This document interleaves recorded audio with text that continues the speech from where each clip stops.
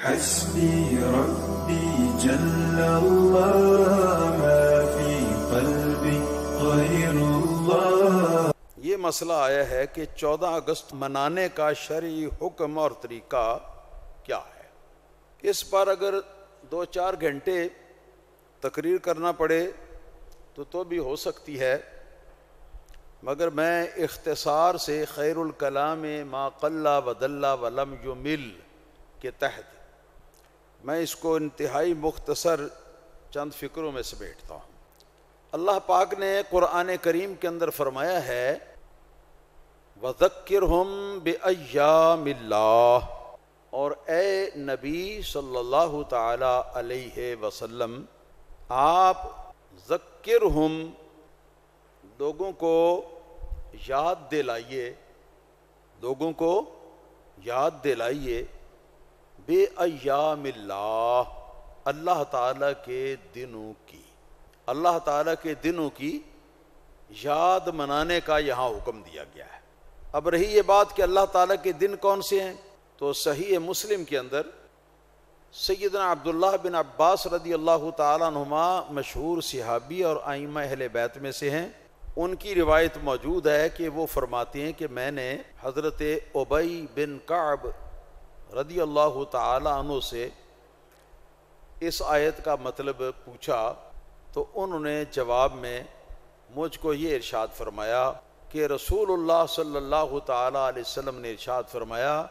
کہ ایام اللہ ایام و نعمائہ و بلائہ، کہ اللہ تعالیٰ کے جن دنوں کی یاد منانے کا اور یاد دلانے کا یہاں حکم دیا گیا ہے وہ دن وہ ہیں کہ جن دنوں کے اندر اللہ تعالیٰ کی بڑی بڑی نعمتیں جو ہیں وہ دنیا والوں کو ملی ہیں، یا دنیا والوں کے اوپر بڑے بڑے عذاب آئے ہیں، یا دنیا والوں کے اوپر بڑی بڑی آزمائشیں آئی ہیں، تو ان کی یاد منائیں. یہ یاد منانے کا حکم جو ہے یہ یہاں اس آیت کریمہ سے معلوم ہوا. تو اب جو اللہ کی نعمتوں کے دن ہیں ان کی یاد کیسے منائی جائے گی؟ اس طرح منائی جائے گی کہ اللہ تعالیٰ کے شکر کے ساتھ اور اللہ تعالیٰ کی نعمت کے چرچے کے ساتھ اور اللہ تعالیٰ کی نعمت پر مسرت کے اظہار کے ساتھ یہ اللہ تعالیٰ کی نعمت کا دن جو ہے وہ منایا جائے گا. ہاں جی، کیونکہ اللہ پاک ارشاد فرماتا ہے وَاذْكُرُوا نِعْمَةَ اللَّهِ عَلَيْكُمْ، اللہ تعالیٰ نے جو تم پر نعمت کی ہو تو اس کو یاد کرو. تو یہ یاد کرنا اسے ثابت ہوا کہ 14 اگست کو ہمیں پاکستان کی نعمت ملی تھی. اسی طرح فرمایا وَأَمَّا بِنِعْمَةِ رَبِّكَ فَحَدِّثْ، یہ بھی قرآن پاک ہے کہ فرمایا کہ لیکن اے حبیب صلی اللہ تعالی علیہ وسلم، یا اے سننے والے بنعمت ربک، اپنے رب کی نعمت کا فحدث، چرچا کرو. چرچا کرنے کا مطلب کیا ہے کہ زور و شور کے ساتھ اس کو بیان کرو اور ایسے طریقے اس کے اظہار کے اختیار کرو کہ جس سے اس کا چرچا ہو، اس کی مشہوری ہو. اسی طرح اللہ تعالیٰ نے یہ بھی فرمایا ہے کہ وَاشْكُرُوا لِي وَلَا تَكْفُرُونَ، کہ میرا شکر ادا کرو. مفسرین نے لکھا کہ شکر جو ہوتا ہے وہ نعمت پر ہوتا ہے، میری نعمت پر یعنی میرا شکر ادا کرو. وَلَا تَكْفُرُونَ، اور میری نعمت کے باوجود میری ناشکری نہ کرو. شکر کرنے کا حکم ہے، ناشکری سے پرہیز کرنے کا حکم ہے. تو اگر کوئی شکر نہیں کرتا تو وہ خدا کا نافرمان ہے. اور فرمایا دوسرے مقام پر وَلَئِن شَكَرْتُمْ لَأَزِيدَنَّكُمْ، اگر تم میری نعمتوں کا شکر ادا کیا کرو گے لَأَزِيدَنَّكُمْ، تو میں تمہیں اور زیادہ نعمتیں دوں گا. کیا سمجھے آپ؟ اگر تم میری نعمتوں کا شکر ادا کرو گے، یعنی جو پہلے نعمتیں ملی ہیں ان پر شکر ادا کرو گے، تو ان پر شکر ادا کرنے کے بدلے میں ان کی وجہ سے میں تمہیں اور نعمتیں عطا فرما دوں گا. بات سمجھ میں آئی ہے؟ اور اسی طرح ارشاد گرامی ہے قُلْ بِفَضْلِ اللَّهِ وَبِرَحْمَتِهِ فَبِذَلِكَ فَلْيَفْرَحُوا، کہہ دو اے حبیب صلی اللہ تعالی علیہ وسلم کہ اللہ تعالیٰ کا فضل اور اللہ تعالیٰ کی رحمت ملنے پر تمہیں خوش ہونا چاہیے، اس پر مسلمانوں کو خوش ہونا چاہیے، اللہ کی نعمت ملے تو خوش ہونا چاہیے۔ اب کتنے احکام ہوئے نعمت کے؟ نمبر 1 یہ کہ اس نعمت کو یاد کیا جائے، نمبر 2 یہ کہ اس نعمت کی یاد اس طرح کی جائے کہ اس نعمت کا چرچا اور اس کی مشہوری ہو، ٹھیک ہے، اور نمبر 3 یہ کہ اللہ تعالیٰ کی نعمت کا شکر ادا کرنا چاہیے، اور نمبر 4 یہ کہ اللہ تعالیٰ کی نعمت پر خوشی کا اظہار کرنا چاہیے۔ ہاں جی، یہ جشن جو ہے یوم پاکستان کا، یہ خوشی کا اظہار ہے نا، اسی آیت کریمہ کے تحت داخل ہے، قُلْ بِفَضْلِ اللَّهِ وَبِرَحْمَتِهِ فَبِذَلِكَ فَلْيَفْرَحُوا، یہ فَلْيَفْرَحُوا جو ہے نا، اس کے اوپر عمل ہے۔ تو اس میں یہ حکم بھی بیان ہو گیا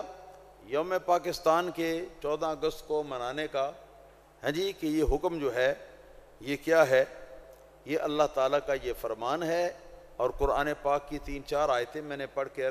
میں نے بیان کیا ہے کہ اللہ تعالیٰ کی جو نعمت ہے، ہاں جی، وہ اس کو یاد کرنا چاہیے، اس کا ذکر کرنا چاہیے، اس کا چرچا کرنا چاہیے، اور یہ کہ اما بنعمت ربک فحدث، اللہ تعالیٰ کی نعمت کی مشہوری کرو، اس کا چرچا کرو، وَلَئِن شَكَرْتُمْ لَأَزِيدَنَّكُمْ، اگر شکر کرو گے میری نعمت کا شکر ادا کرو، اگر شکر ادا کرو گے تو میں تمہیں اپنی نعمتیں اور دوں گا، اور یہ کہ فَلْيَفْرَحُوا، اللہ تعالیٰ کے فضل اور اللہ تعالیٰ کا رحمت، اللہ تعالیٰ کی رحمت جو ہے وہ ملے تو خوشی منایا کرو، خوشی کا اظہار کیا کرو۔ تو یہ 4 چیزیں آ گئیں، تو یہ 4 چیزیں ہیں جو ہمیں یوم پاکستان یعنی 14 اگست کو ہمیں یہ 4 چیزیں جو ہیں، یہ 4 چیزوں پر عمل کرنا چاہیے۔ بات سمجھ شریف میں آ گئی ہے؟ اب اللہ تعالیٰ کا شکر کیسے کرو؟ نوافل پڑھو، اللہ تعالیٰ کی عبادت کرو، اس کے آگے سجدے کرو، اور اللہ تعالیٰ کی بارگاہ میں ہاتھ پھیلا کر یہ عرض کرو کہ مولا کریم تیرا شکر ہے کہ تو نے ہمیں اتنا پیارا وطن پاکستان عطا فرمایا۔ تو اے مولا کریم، جس طرح تو نے ہمیں اتنا پیارا وطن عطا فرمایا ہے، اب ہمارے وطن کے اندر جو خرافات اور جو خرابیاں ہیں ان کو بھی اپنے کرم سے دور فرما، ہاں جی، تاکہ ہم سب اس وطن کے اندر تیرے نبی کریم صلی اللہ علیہ وسلم کے پیارے نظام اور پیارے اسلام کے مطابق ہم اپنی زندگی بسر کر سکیں۔ اس طرح یہ نعمت کا شکر کرنا چاہیے، اور ذکر اور چرچا جو ہے وہ کس طرح کرنا چاہیے؟ وہ اس طرح کرنا چاہیے کہ جو طریقہ مروج ہے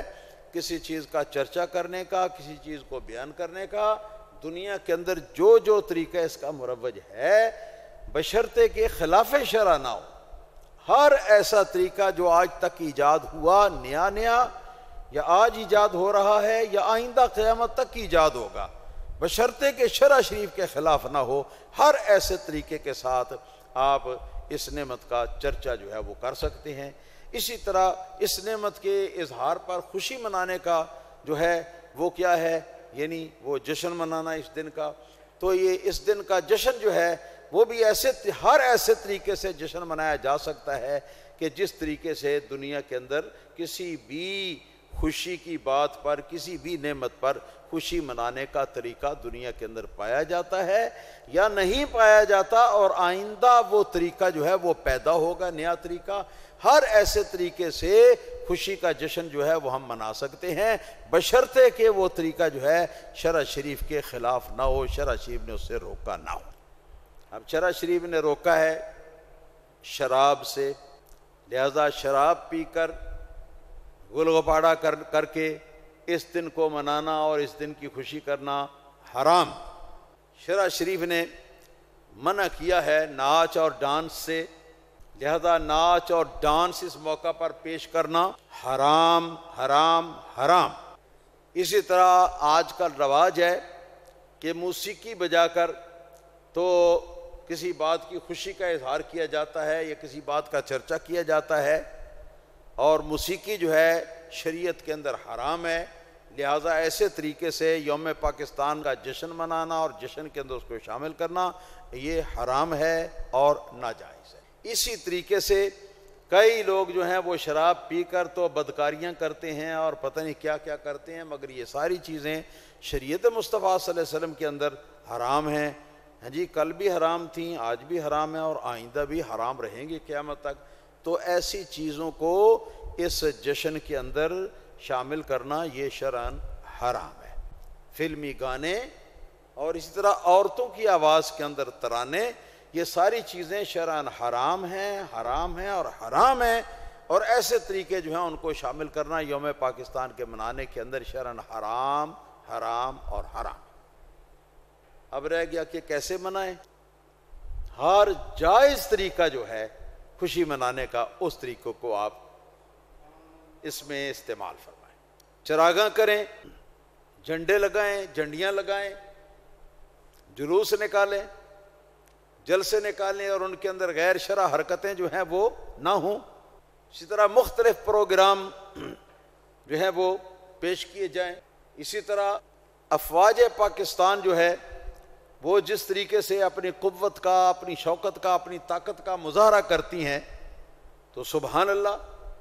یہ طریقہ جو ہے یہ پاکستانی قوم کے اندر شجاعت اور بہادری پیدا کرنے کے لیے نہایت عمدہ ہے۔ یہ سارے طریقے جو ہیں یہ ٹھیک ہیں، مگر یہ جوان لڑکیوں کو نچوانا اور ڈانس کروانا اور ان کے ذریعے سے کوئی گانا گوانا یا ترانہ گوانا ان کے ذریعے سے، یہ چیزیں شرع شریف ان کی اجازت نہیں دیتی۔ اللہ تعالیٰ کی اتنی بڑی نعمت ہمیں ملی ہے تو اللہ تعالیٰ کا شکر اس طرح کرنا چاہیے ہمیں جس طرح اللہ پاک نے ہمیں اجازت دی ہے، اور جس طریقے سے اللہ پاک نے منع فرمایا اس طریقے سے ہمیں یہ شکر منانا، یہ خوشی منانا نہیں چاہیے۔ تو یہ طریقہ ہو گیا اس کے جشن کو منانے کا جو شرعی طریقہ ہے۔ اس کے اندر یہ پاکستان بننے کی ہسٹری بیان کریں، جو اہل ایمان نے قربانیاں دی ہیں،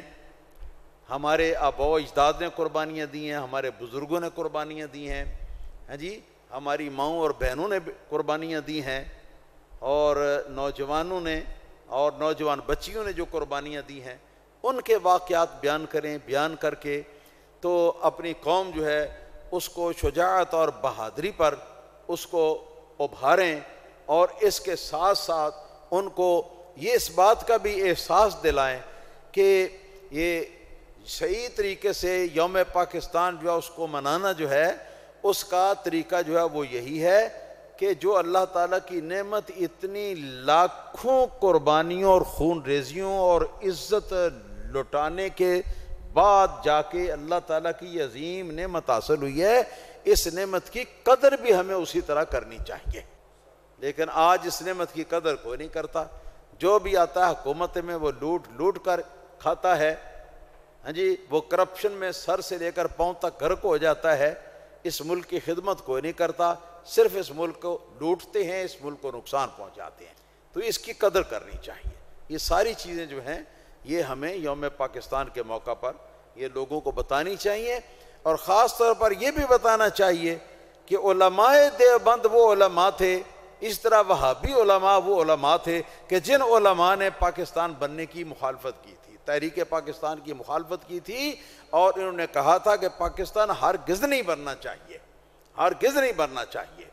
اور لوگوں کو واعظ کر کے تو پاکستان بننے سے روکا تھا۔ ان کے بارے میں کھول کر بیان کرنا چاہیے، اظہار کرنا چاہیے، تاکہ لوگوں کو پتہ چلے کہ اپنا کون ہے، پرایا کون ہے، اس ملک کا وفادار کون ہے، اس ملک کا بے وفا کون ہے، اس ملک کو بنانے والا کون ہے، اور اس ملک کو روکنے والا کون ہے۔ لوگوں کو پتہ چلے کہ جو لوگ اس ملک کو بنانے میں شریک نہیں تھے، جو لوگ اس ملک کو بنانے پر خوش تھے، تو وہ اس ملک کے آباد رہنے پر خوش کب ہوں گے؟ لہٰذا ان کو وزارتیں نہیں ملنی چاہیے، ان کو بڑے بڑے کیا نام ہے وہ کمیٹیوں کی صدارتیں نہیں ملنی چاہیے، ان کو بڑے بڑے عہدے سرکاری نہیں ملنے چاہیے۔ جیسے مولوی فضل الرحمان کو یہ کشمیر کمیٹی کا جو ہے وہ صدر بنایا گیا تھا، ہاں جی، حالانکہ یہ کشمیر کی تحریک کے اکابر علماء دیوبند تحریک پاکستان کے ہی مخالف تھے، تو تحریک کشمیر کے کیسے وہ سکے ہو سکتے ہیں، اس کے کیسے وہ کچھ لگ سکتے ہیں؟ جس وقت پاکستان کا جو دایاں بازو ہے، کیا نام ہے وہ جو مشرقی پاکستان، جس وقت وہ شکست کھا گیا تھا اور وہ ہمارے ہاتھوں سے چھن گیا تھا، مولوی فضل الرحمان کے والد مفتی محمود نے، جو کہ اس وقت زندہ تھا، اور اس نے کہا تھا کہ اللہ کا شکر ہے کہ ہم پاکستان بنانے کے گناہ میں شریک نہیں تھے. بات سمجھے کہ نہیں؟ اور یہ بات اخبارات کے اندر آئی تھی، آج بھی ان کے حوالے جو ہیں وہ موجود ہیں ریکارڈ کے اندر. ہماری قوم کتنی جلدی بھول جاتی. تو باپ کہے کہ ہم پاکستان بنانے کے گناہ میں شریک نہیں تھے، تو بیٹا فضل الرحمان کیسے پاکستان جو کہ گناہ ہے اس کے والد کے نزدیک، علماء دیوبند کے نزدیک، تو اس گناہ کو وہ کیسے وہ پسند کر سکتا ہے؟ یہ ساری باتیں. اور لوگوں کو یہ بتانا چاہیے کہ صرف اور صرف علماء اور مشائخ اہل سنت ہی وہ حضرات ہیں کہ جنہوں نے قائد اعظم محمد علی جناح کی باقاعدہ طور پر حمایت کی تھی، اور ان کے جلسے کامیاب کیے تھے، ان کے جلوس کامیاب کیے تھے، اور ان کو بھرپور انداز میں ان کو ووٹ دے کر اور ووٹ دلا کر کامیاب کیا تھا. وہ صرف اور صرف علماء اہل سنت ہیں، صرف مشائخ اہل سنت، جن کے اندر حضرت سیدنا پیر جماعت علی شاہ صاحب محدث علی پوری رحمۃ اللہ تعالی علیہ، جو ضلع سیالکوٹ سے، یہ بہت بڑے، یہ تحریک پاکستان کے بہت بڑے، یہ بھی ایک پیشوا تھے. ہاں جی. اسی طرح حضرت مولانا عبدالستار خان نیازی صاحب، حضرت مولانا شاہ احمد نورانی صاحب، اور ہمارے دیگر علماء کرام اور ہمارے دیگر مشائخ عظام. یہ لوگوں کو بتانا چاہیے، یہ ہسٹری بتانی چاہیے لوگوں کو، تاکہ پتہ چلے پاکستان کا وفادار کون ہے اور پاکستان کا اندر خانے میں دشمن کون ہے. جب تک یہ لوگوں کو پتہ نہیں چلے گا تو اس وقت تک پھر یہی ہوگا کہ منزل اس سے ملی جو شریک سفر نہ.